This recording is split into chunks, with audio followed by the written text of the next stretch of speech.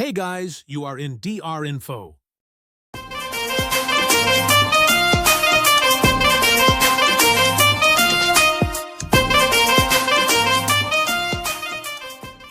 இன்னைக்கு இந்த வீடியோல ஒரு தலைவன் கிட்ட இருக்க வேண்டிய முக்கியமான திறமைகளை பார்க்க போறோம். அதுக்கு முன்னாடி நம்ம சேனலை சப்ஸ்கிரைப் பண்ணாதவங்க சப்ஸ்கிரைப் பண்ணிட்டு வீடியோ தொடருங்கள். இந்த வீடியோவை 5 பகுதியா பிரிக்கிறோம். முதலில் யாரும் தலைவனாக பிறப்பதில்லை. இரண்டாவதாக, நீங்கள் யார் என்று உங்களுக்கு தெரிய வேண்டும். உங்கள் பலம் உங்களுக்கு தெரிய வேண்டும்.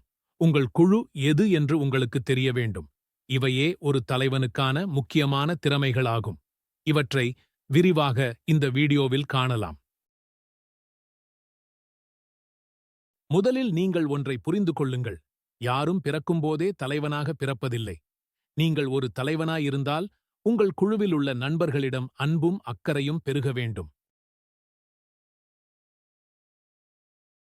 நம்பிக்கையான தலைவராக இருப்பதற்கு முதலில் நீங்கள் யார் என்பதில் உறுதியாக இருக்க வேண்டும்.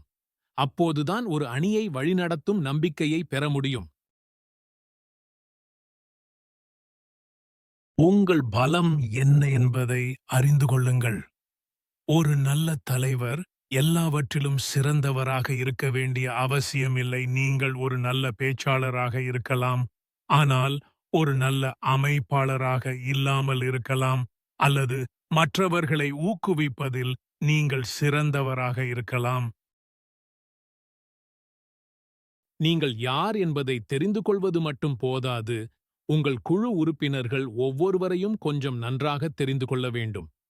அவர்கள் ஒவ்வொருவரையும் தனிநபர்களாகவும் ஒரு குழுவாகவும் தூண்டுவது எது என்பதை புரிந்து கொள்ளுங்கள். இவையே ஒரு தலைவனுக்கான திறமைகள் ஆகும். நண்பர்களே, இந்த வீடியோவை இதுவரை ஸ்கிப் பண்ணாமல் பார்த்ததற்கு நன்றி. நீங்கள் ஒரு தலைவனாக தலைவியாக இருந்தால் இந்த வீடியோவுக்கு லைக் கொடுத்து பெருமைப்படுத்திக் கொள்ளுங்கள். உங்கள் தலைமை பொறுப்பில் என்ன திறமைகள் காட்டுவீர்கள் என கமெண்டில் கூறுங்கள்.